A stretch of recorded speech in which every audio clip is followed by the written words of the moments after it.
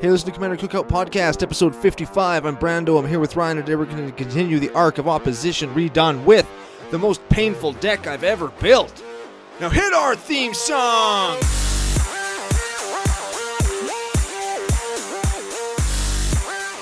Hey Ryan, we're back yet again for another whirlwind adventure. How you doing? What's going down? A whole ton is going down. We're going to be talking about a deck that's near and dear and breaks my heart in a graveyard-less Golgari deck, which was way harder than I thought it was going to be.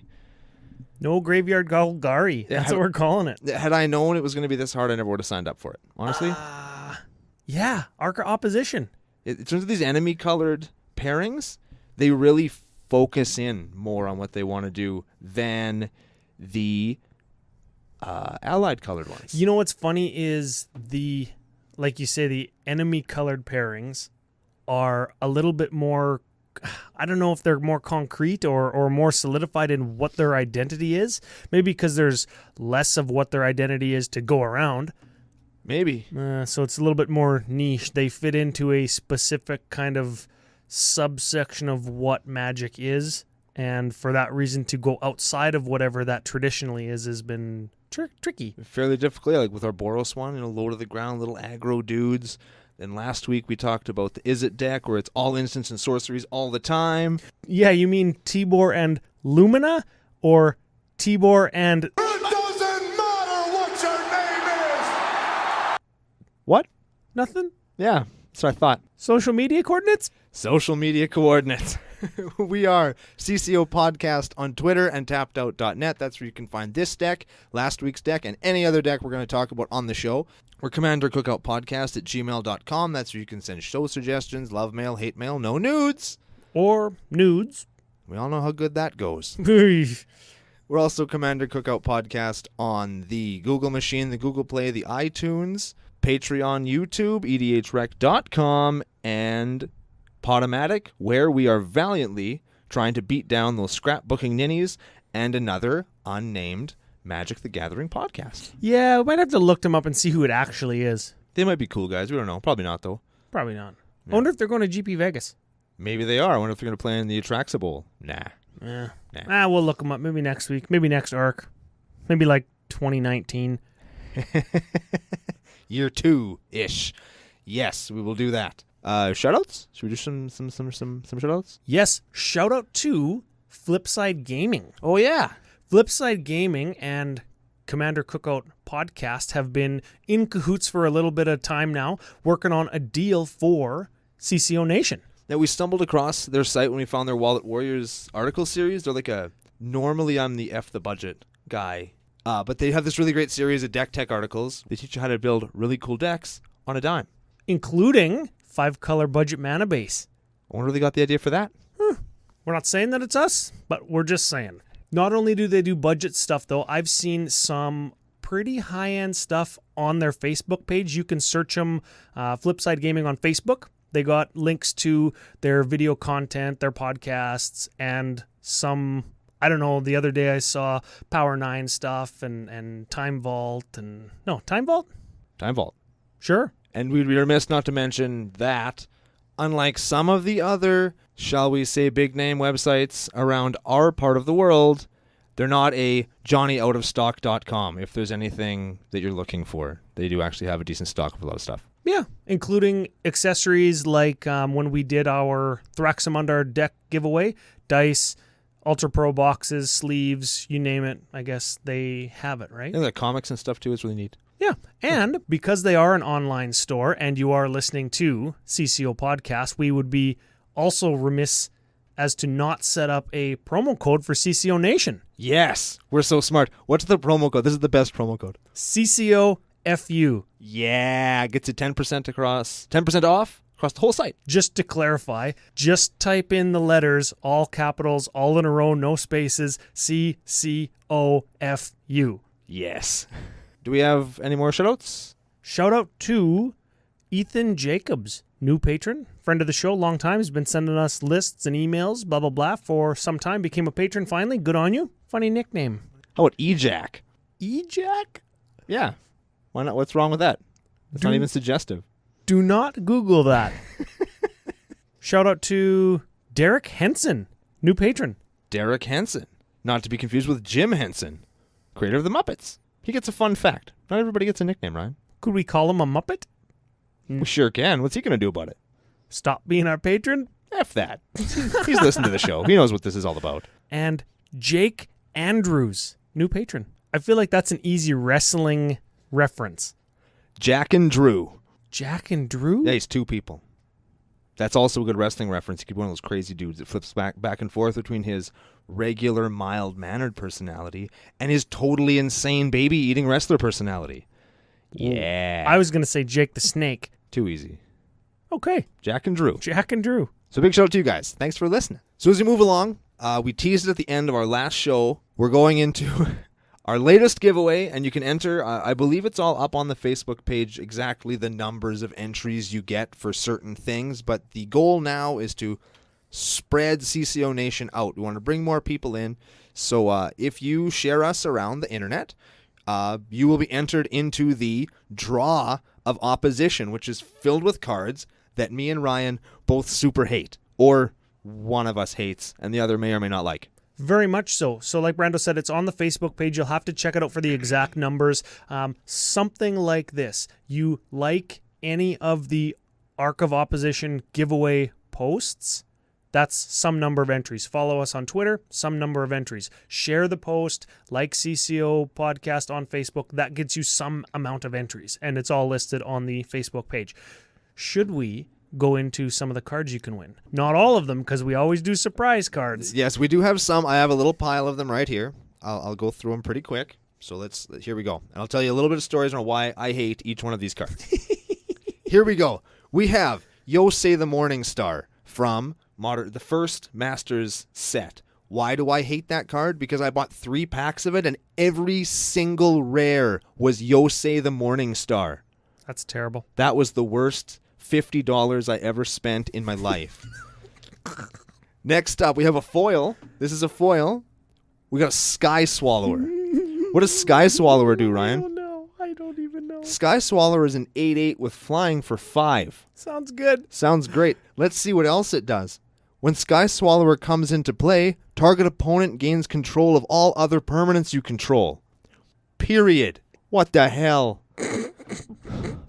Next up, we have Control Magic at effing rare. I'm not even going to talk anymore about that. It was originally printed at Uncommon. Yeah. And then they printed it rare in a Masters set. Oh my god, it was in a Masters set. $15 Control Magic, baby. All right, next up, we've talked about this lots on the show, where I have the most inefficient tutor you can possibly play, Liliana Vess. I like that card. You like it? I don't like it. Just play Demonic Tutor. And it's from the original Lorwyn. I'm not skimping on you guys. Next up, talked about it last week. Got Narset. I've never seen anything get me more tilted than Narset. I hate her so much. Yeah, F that bitch. She's so broken. She's too good. And the last one in this particular pile, there are more. We have a Platinum Angel. And why do I hate Platinum Angel? Yeah, what's the deal? Because there's this air around Platinum Angel where some kid will have one and they play it and it's like, you can't possibly beat me now. I'm so good because I just paid 7 mana for a flying 4/4 that says I can't lose the game. As if there's no way you can get rid of it. It's a beginner's trap. Because people are going to pay $6 for that card thinking, man, it's going to make me totally win the game. And it's going to last 0 seconds. Because while you're making that spiel that I just said, I got a Platinum Angel, I can't somebody just kill it. It's dead now. And then they're probably just going to kill you for being such a jerk. I remember when Platinum Angel came out in Mirrodin, and it was like, oh my god, you can't lose the game. I remember when I opened one of them in draft, and I also drafted 3 clones that night. Then it helped me win the game because there isn't enough damn spot removal for 4/4s with flying in the set I played it in. That was pretty good. But other than that, terrible.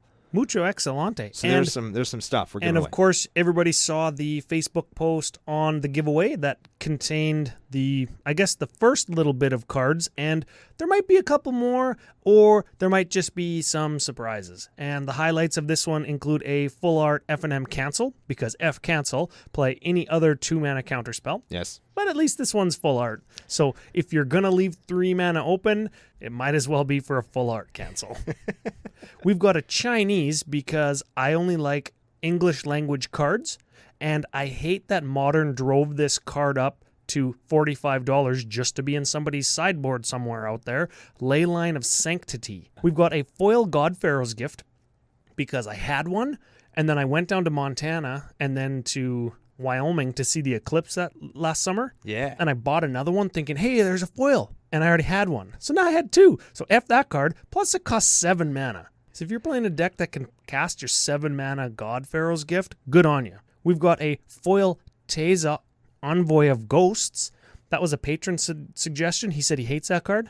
Ejac. Oh, Ejac. Yeah. Karavik the Merciless is in there. Hate that guy. Yeah, we hate that guy. One of our most popular Commander Cookout episodes. So go and search up Commander Cookout Karavik the Merciless and listen to that, but still F that guy. Sire of Insanity. I think we talk about Sire in that episode. And how much we hate that son of a bitch. Possibility Storm, because I hate Chaos decks. But I love that card. Blood Tribute, because that cuts your life total in half, and I assume that you hate that because you actually hate Soren Markov that much. Yes, I do. So I that really one do. that one is my personal contribution for you. Also F you. Yeah, F you, Ryan. And finally, a Libro de Hichos, which is actually a Spanish Soul Ring. Spellbook. Yes, what you said. It's way worse. I hate Spellbook. It doesn't do anything. But it costs nothing and gives you unlimited hand size. Where else are you going to find an effect like that for free, Ryan? I don't know. Maybe on a land? What? Yeah. What? Reliquary Tower. If you're playing a Spellbook, play Reliquary Tower. Unless you're comboing with a 0-drop artifact that you're just casting over and over again, play Reliquary Tower. Just do it. But we're going to send you a Libro de Hichos because it's kind of an inside joke from our play group. Yes, so it'll be part of history. Joe actually donated that one, so thanks, bud. Just to spite me. And that goes to show you how much he knows that I hate that card, because a couple guys play them, and I think that they play them just because it puts me on tilt. Yes. Mana Leak and Spellbook just tilt me. Ooh. For the same reason Cancel tilts me. Like, if you're going to leave up blue, I'm not going to play into it because I think you have a counter spell, and then somebody else does something and it gets countered by a Mana Leak because you tapped out. It's like, it didn't even get my thing and it still puts me on tilt. Don't play that card. Yeah. You say that all the time. God damn, Smitty. Now that all that's out of the way, Yeah. recipe, Main course. Let's do it. A little bit of backstory to why we're building, talking about who we're talking about today. SkullBriar, the Walking Grave, right? Correct. That's his name. Hey, Brando, why did you pick SkullBriar, the Walking Grave? Because he's the only goddamn Golgari commander that doesn't abuse the graveyard. He's the only one. And you can play him from the graveyard, so technically he does. Sort of. I guess you can't really play him from the graveyard, but his ability works if he's in the graveyard. But he wouldn't be because he only costs 2 mana. That's right. Let's give him a read. Let's give him a read real quick. SkullBriar, the Walking Grave, is a 1/1 for black-green. Legendary creature. Zombie elemental with haste. Whenever SkullBriar, the Walking Grave, deals combat damage to a player, put a +1/+1 counter on it. Counters remain on SkullBriar as it moves from zone to zone, except for your hand or library. Good thing Tuck's not a thing anymore. Right? Oh. I had a terrible dream one time that Wizards printed a card that made Tuck work, and it had one of those novels of texts on it. It was super ambiguous, and then we all got into a great big fight about how it worked, but we wouldn't not play it. And it was like, I woke up in the morning, I was like, what the hell? You're just mad. Yeah, I was just pissed off. I was like, F you, Evan. Yeah, why would Evan want to play this shitty card? Yeah. Yeah, it was just a dream. Flip. So that's SkullBriar. He's our man by default, basically. He's our man for no goddamn Graveyard Golgari. Yes. So how or what do you do when you can't abuse the graveyard in green-black? It's obvious, Ryan. It's clear what you do. Land destruction. Whoa. Obviously. Okay. Come on, man. Quick hits? Quick hits. Okay, starting with creatures. We got 12 creatures. And we're going to start with Acidic Slime. 5 mana, 2/2, Death Touch. When it enters the battlefield, we're just going to destroy a land, right? Absolutely. It does destroy other things, but F that. Deathrite Shaman. This is a mana dork, but you can tap it and exile a land from a graveyard It's totally taken down the land. to get a mana. That's right. Demonic Hordes. Old school, black, 3, 5/5, tap, destroy a land. During your upkeep, pay black, or kill it. Yeah. Good art. Helldozer. Ooh, reminiscent of Demonic Horde. Black, 3, 6/5, power creep. Ability, black, tap, destroy target land. If it's a non-basic, untap Helldozer. When would somebody play, I don't know, non-basic lands ever in Commander? Yeah. Who does that? Utility lands. Who plays utility lands?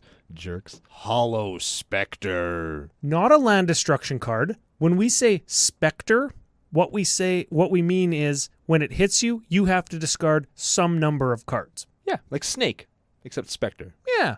This one, 2/2, flyer, black, 1. When it hits you, Spectre. Hornet Queen. Wall of blockers for 7 mana, and they have Death Touch. Hypnotic Spectre. This is the Spectre of originality. 2/2, flyer, black, 1. Spectre. When he hits you, you discard a card. Needle Spectre. Spectre with Wither. 1/1. Pestilence Demon. Ooh, this guy's interesting for a thing coming up in the future of this deck list, but for now, he's a 7/6 flyer for 7, 7/6 flyer for 8. You can pay a black to deal 1 damage to each creature and each player. Royal Assassin.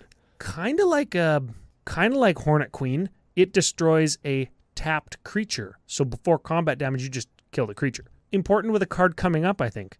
Indeed. Ooh, do tell. Scavenging Ooze. Exile a card from a graveyard to make it bigger and gain a life. It's a 2/2 for 2. Maybe you can exile more land from the graveyard. Yes. Also gains us some life because you're probably going to get beat up because you're playing land destruction and everybody hates that. No, you're just going to get beat up in real life. Yeah. Yeah, that too.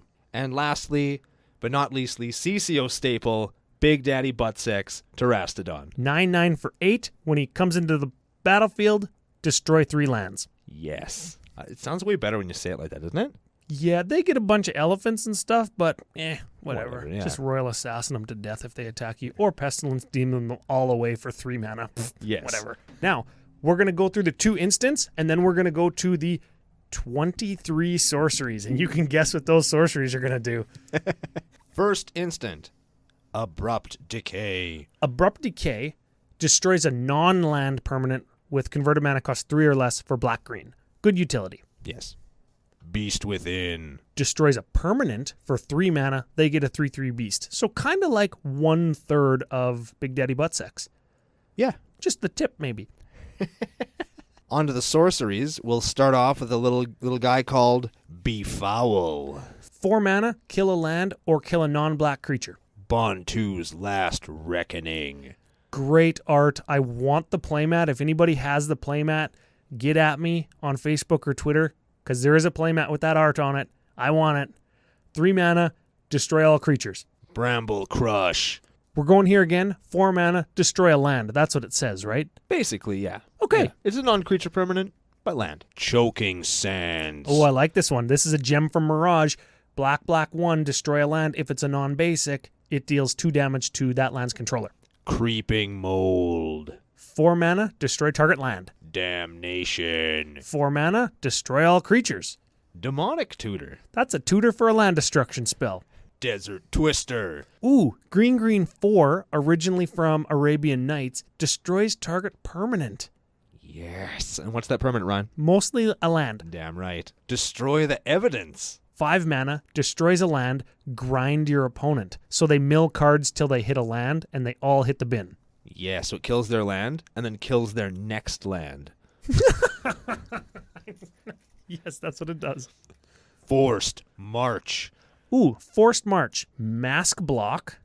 I think Mercadian Mask proper, right? Yes, sir. Black, X, destroy all creatures with converted mana cost X or less. Important for the future card that we have yet to name. Yes. I love it. Ice Storm. 3 mana, destroy a land. It's a Stone Rain in green. Yeah, it's like $20. 25? Yeah.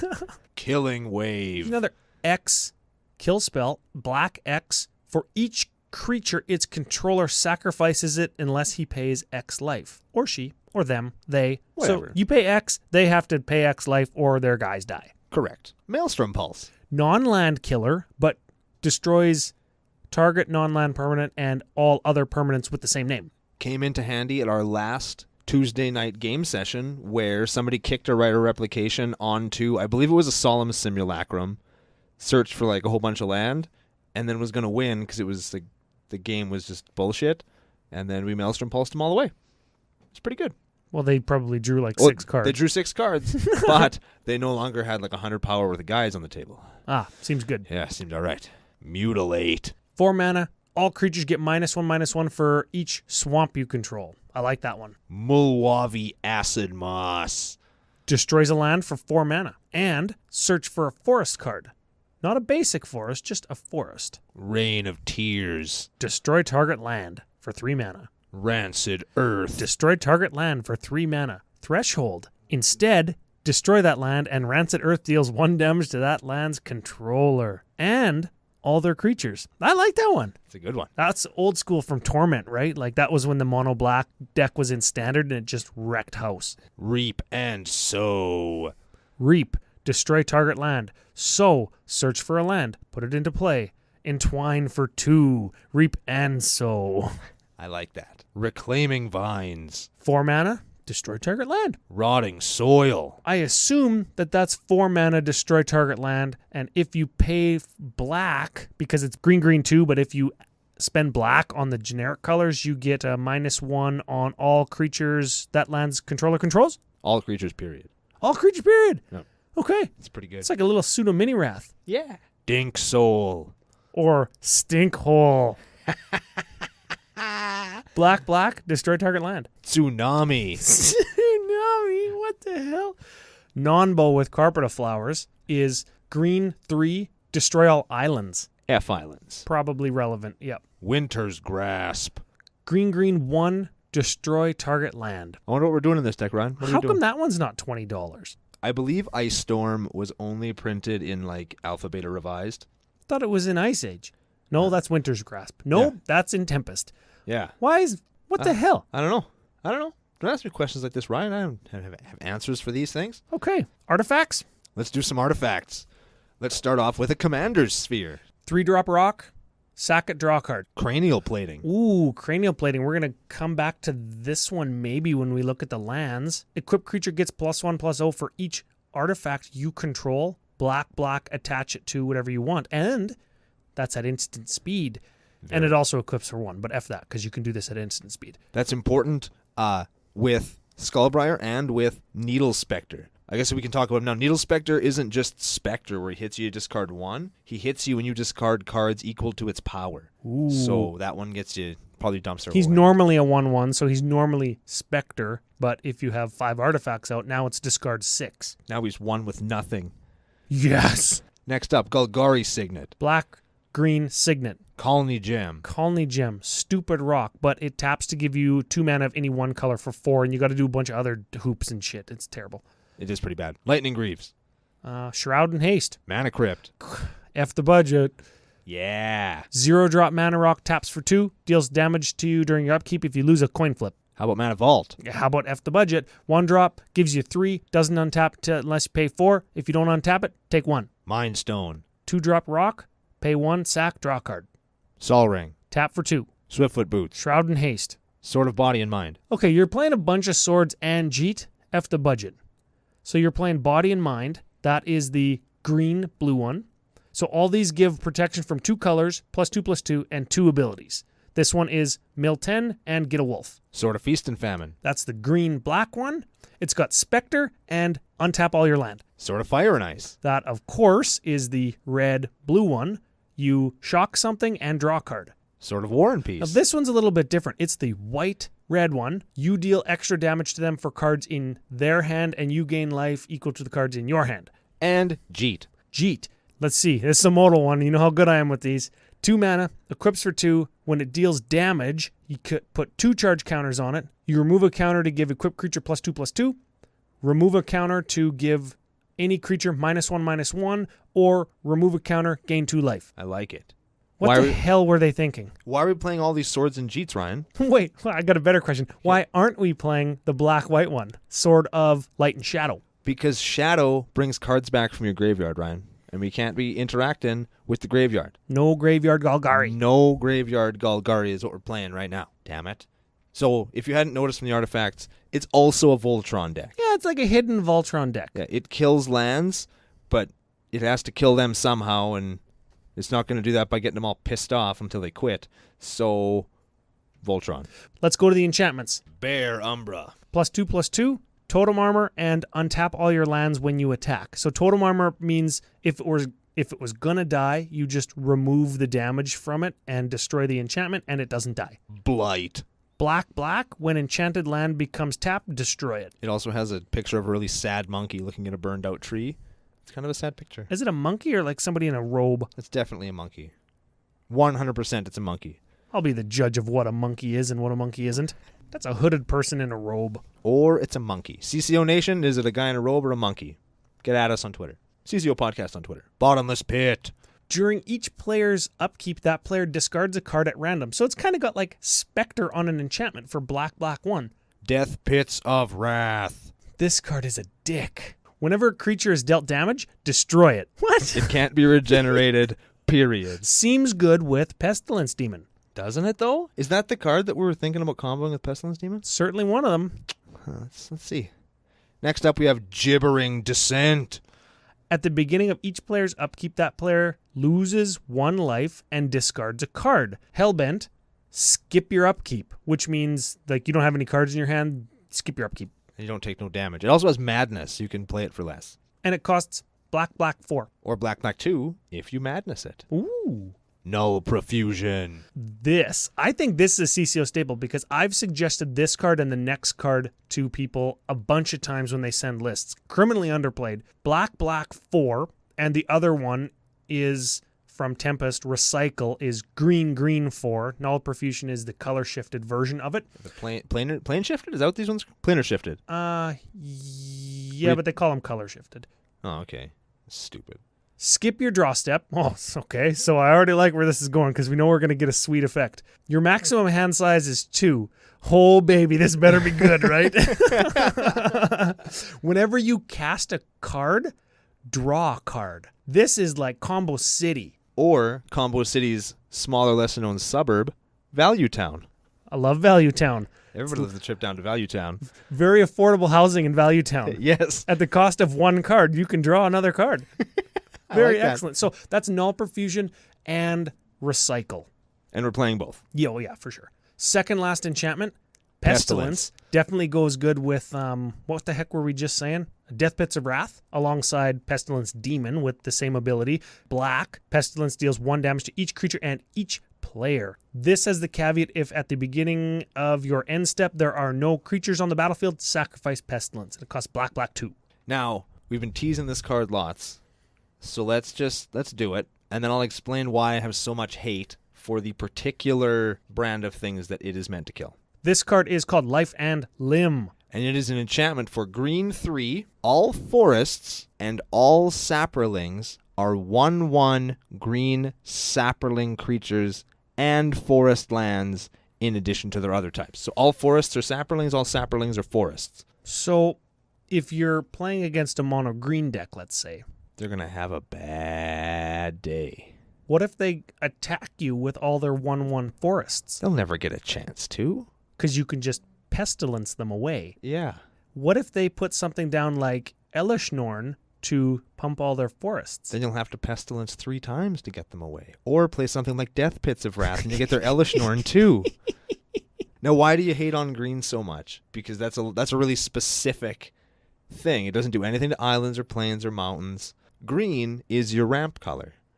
Green is it's going to get you more lands all the time. It's got Harrow, it's got Explore, it's got all these other things, and you can't keep up with it. Your land destruction isn't efficient enough to keep up with it, so this one makes it, okay, now you've got all these forests, just kill them. F your forests. So when you're playing all your targeted land destruction, you don't target the forests. Right. You Presumably. Presumably, you demonic tutor for your life and limb, and then you kill all their guys. You could turn all their forests into 1/1 creatures and then cast Damnation. That would do the same thing. Exactly. It also gives all of their lands summoning sickness. Dang.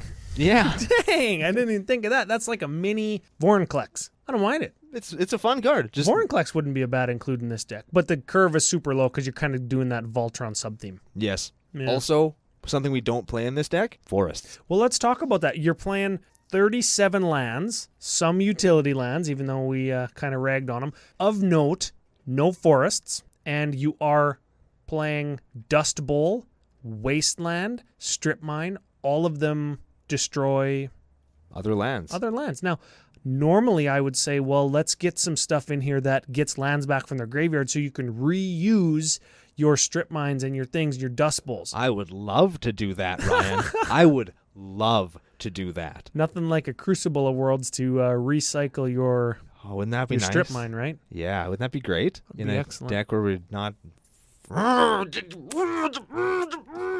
Okay. Utility land I want to mention real quick, Mosswort Bridge. I think it's probably maybe it's the best hideaway land in Commander. So essentially, comes into play taps for a green, but when it enters the battlefield, you look at the top 4 cards of your library and hide one of them under Mosswort Bridge is kind of you're hiding something under the bridge.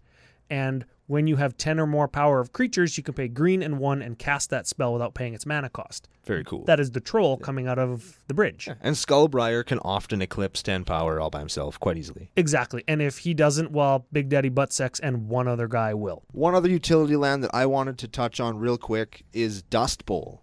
I think that this land is not criminally underplayed. Yeah, it was a Zendikar expedition. Like, people know that this land exists. It's a great card. It's from Masks also, which I like.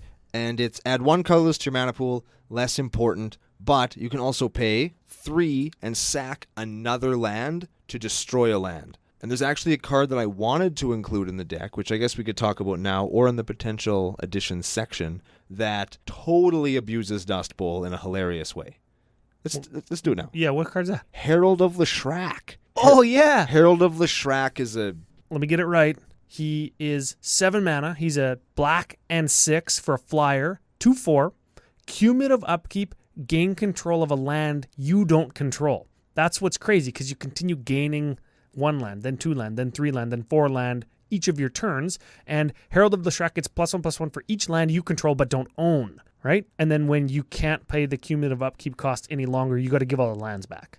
But he gets huge, he steals lands, and you can sacrifice them with Dust Bowl. Exactly. So you're taking their land away from them, sacrificing the land. You could probably tap it to do something with it too, depending on what it is. As long as it's not a forest. Then you sack it to destroy another one of their lands. So sure, he doesn't stick around for very long, but possibly you could get a lot of value out of him. I just hate that he costs 7. It's a pretty cool effect.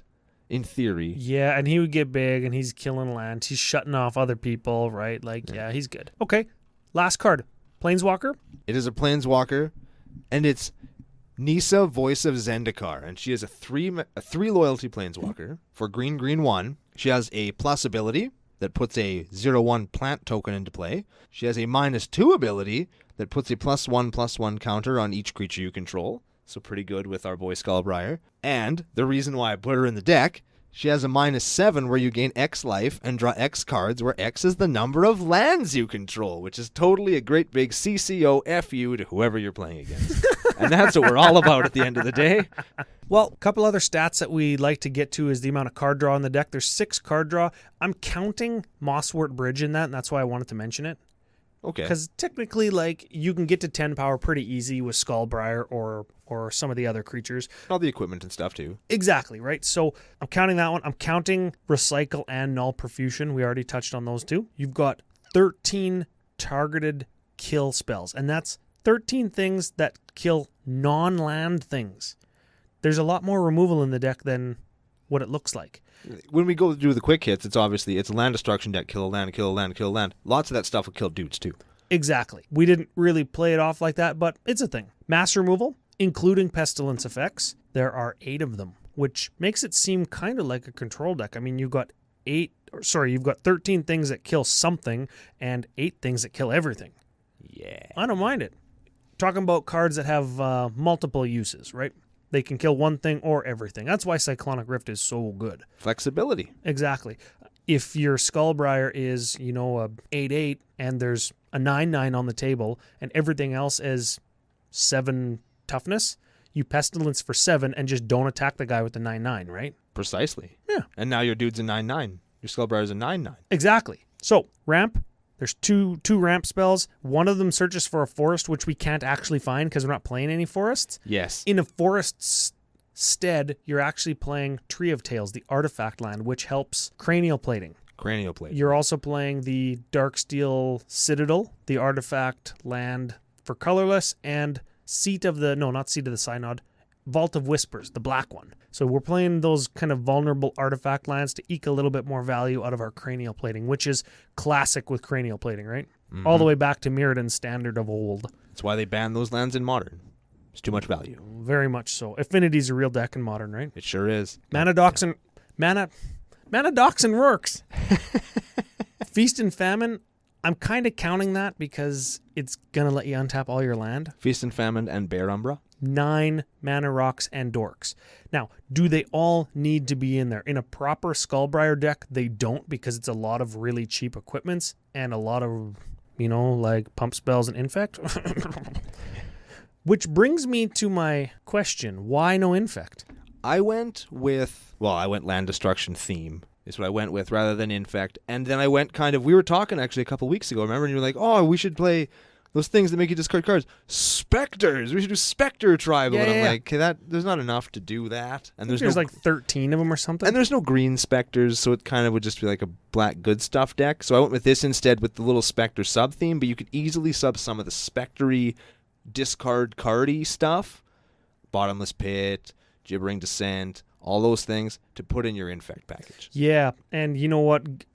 We'll talk about it again in a couple minutes, but I want to get to the next stat that we're looking at. 6 discard effects. You just talked about them. You could cut them, put it in the infect stuff, but you have 6 discard effects. That's going to give you a discard effect on turn 3 or 4 under normal games, and that's when you kind of want to play your discard stuff, right? If you drop out, that's why nobody plays like Duress or Thoughtseize. It's like you got 4 or 5 other guys that you're casting that you could make discard, and you're picking one card out of one guy's hand. Not very good. If you did that like on turn 6 or 7 and you're getting somebody's last card in their hand, maybe it's their Terrastalon, maybe it's their Elish Norn or their Genesis Wave, right? Then it becomes a little bit better. But if you're getting one card out of everybody's hand every turn for just an initial investment of 3 mana, it seems okay. It's not too bad. Okay. The same, all exactly the same for land destruction. You've got 25 land destruction effects in this deck. That was a flex. Yeah. And if you had 1 or 2, I would say like, what are you doing, right? But because there's such a sheer density, you could probably look at keeping 1 other player for sure, 2 others maybe right off their land package, and then maybe even a 3rd one who's got like, oh, you've got a Gaia's Cradle, but you're not the guy whose land I've been targeting. I'll get that Gaia's Cradle. So you could potentially hinder 3 players with 26 of 1 card. At least keep them off color. Lots of greedy mana bases in You could EDH. keep every player off of color, and you could keep for sure 1 other player for sure off of all their land. We kind of touched on how to play it a little bit. There's not a whole lot of turn 1 like a SkullBriar proper deck would have. I think that's maybe the reason for the Soul Ring, the Mana Crypt, the Mana Vault, to get you right to your swords. That one thing that Wizards hates, I think, is efficient land destruction. That's why Ice Storm costs so much goddamn money, because they're not going to print destroy target land at 3 again. And Stinkhole. Yes, and Stinkhole. They just won't do that anymore. So you got to play your ramp package where you can just power out a bunch of mana real fast so that you can play your destroy target land for 4. Yeah, and you know what? I'm looking at turn 2 of the deck. You've got Scavenging Ooze, Jeet, Mana Rocks. You do have some 2-drop land destruction in your utility lands and your Sinkhole. So if somebody does, somebody's playing Elf Ball in EDH or Galta Elf Ball is a deck now, because you could power out like your 12/12 on turn 2 or 3 or whatever with Elf Ball. You get their lucky draw Gaia's Cradle on turn 2 with your Sinkhole. Nothing, I bet you, feels better than that. Nothing. Or your what is it, Blighted Land or whatever with the monkey on it. Sorry, the guy in a robe. You just admitted it was a monkey. Oh, it's just called Blight. Just called Blight. That's Blight is the kind of like the equivalent of a sinkhole if you're casting on a Gaia's Cradle, because they're gonna tap it, aren't they? What are they gonna do? Just like, I just won't tap that Gaia's Cradle. Mind you, they're playing green. Maybe they have enchantment destruction, but maybe. But then they're burning it on that instead of your bottomless pit that makes you discard their lucky draw every turn. I guess so. And you know what? The point is, you've got play on turn 2. You've got a ton of play on turn 3. Oh, SkullBriar costs 2. He's your turn 2 play sometimes. Yeah, he could. Yeah, like virtually every time. And once you've kind of established that little mini Voltron package or mini control package in the land destruction, you could go full-on control with your discard late game. You've got Spectres and discard. Spectres and extra discard, I should say. And then, like, after turn 4, you're playing late game.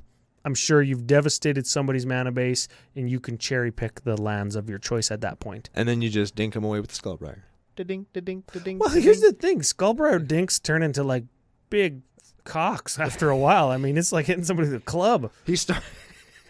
He starts off as a Raging Goblin, and then eventually he just beats wholesale ass all by himself. Yeah, I like him. Yeah, I like him too. He's a really great card. He's from originally Commander 2011. He was one of the original guys. People were losing their mind. He can keep his counters outside the command zone. Now they're doing shit like Eminence and stuff, right? Yeah. Like, oh, this is the world we live in.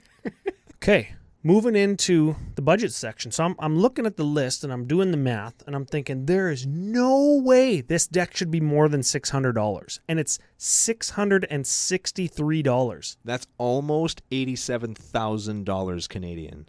Yeah. Or 22 million yen. Or 69 million dong. Good on you if you know where you can spend a dong. Don't Google that. Dude. Quick hits in the budget section. And you tell me when I'm done that I'm being stupid, okay? Okay. Mana Crypt, $110.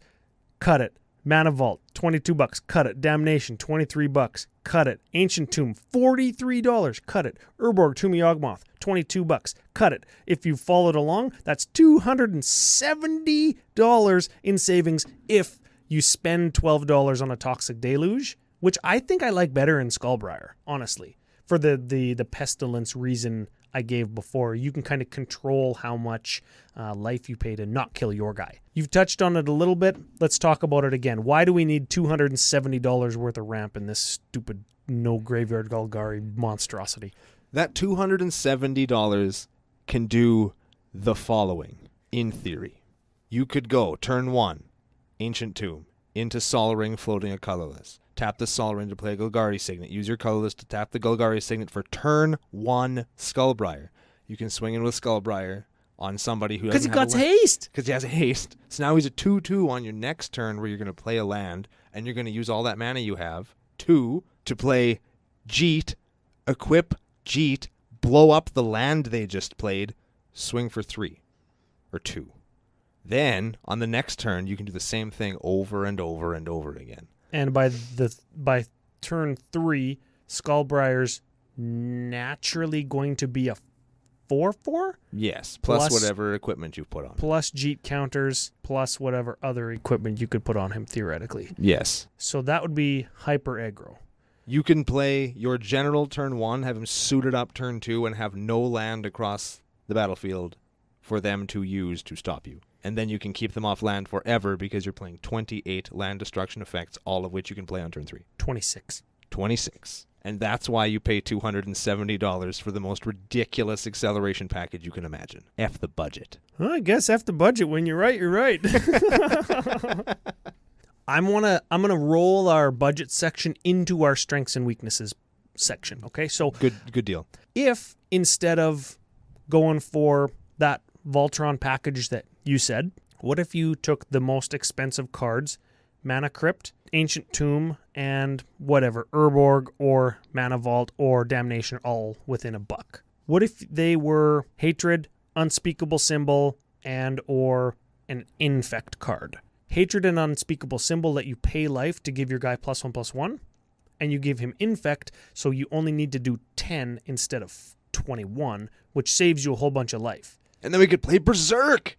Oh my god, I forgot about Berserk. Now, you have to have a big guy to start with Berserk. And Berserk, I think, is one of the stock EDHREC.com cards because you're doing exactly what I just said.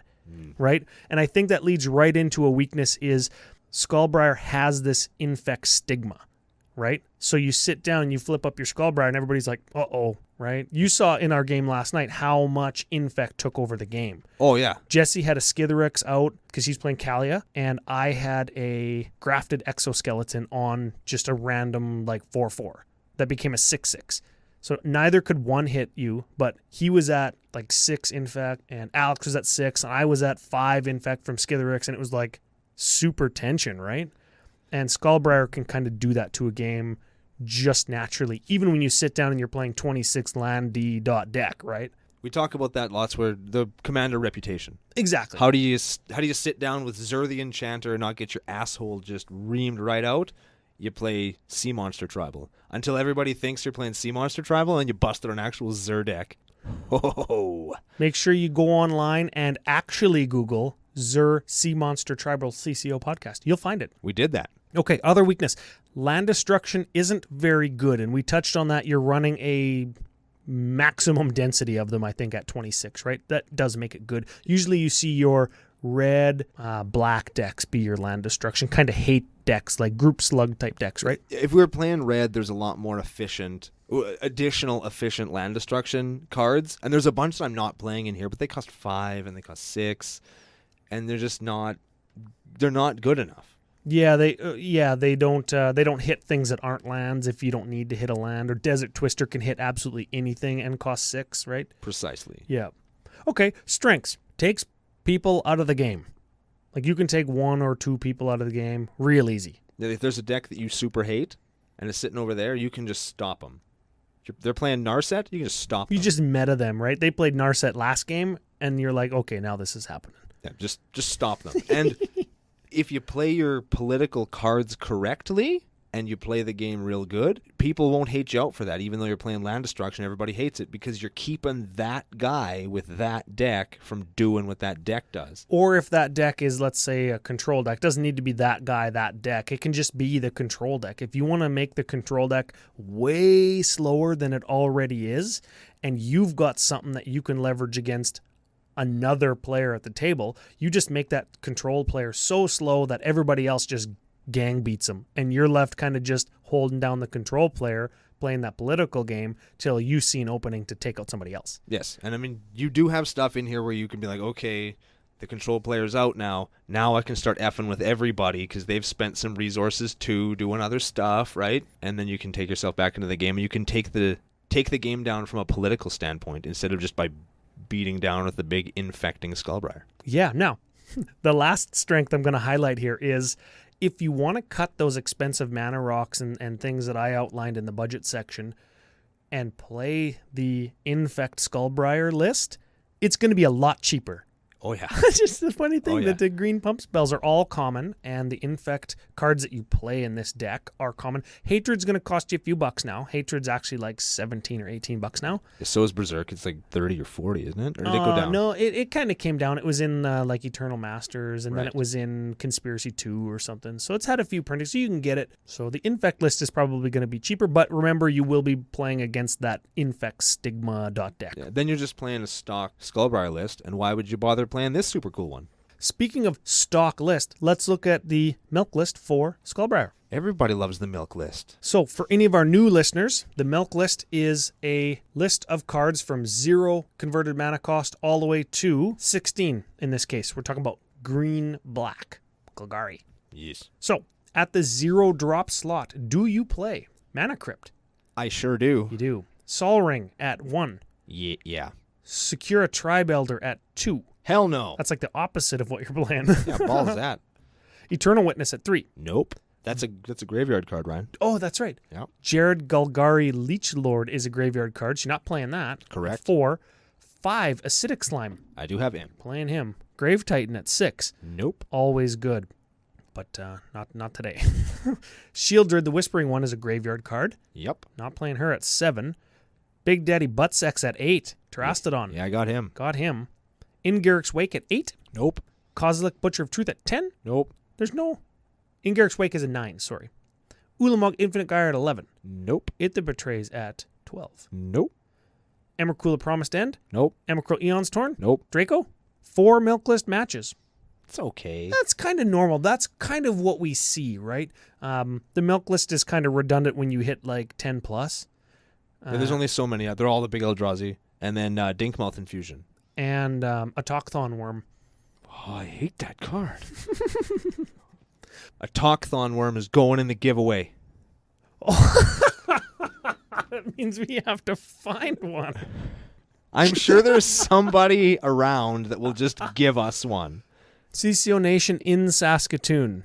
If you have an Talkthon Worm, we need to get it from you. Yes, we'll credit you on the show. You can even draw like a little ball sack on the thing's chin if you want. I think his chin already looks like a ball sack. Yeah, it does. That's the joke.